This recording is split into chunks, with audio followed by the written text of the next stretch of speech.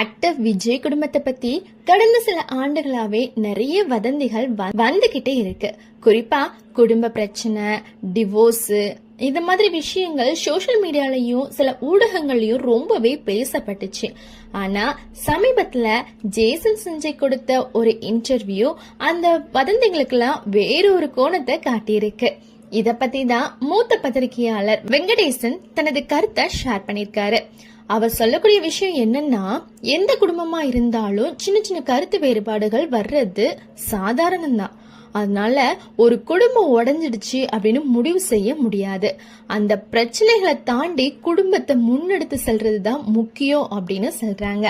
அதுக்கப்புறம் விஜய்க்கு தன்னோட மகள் திவ்யா, மகன் ஜேசி சஞ்சய் மீது நிறைய பாசம் இருக்கிறதாவும், ஜனநாயகன் படத்துல தந்தை மகள் பாசத்தை மையமா கொண்ட கதைய தேர்வு செஞ்சதற்கு அதுதான் காரணம் அப்படின்னு சொல்லியிருக்காங்க.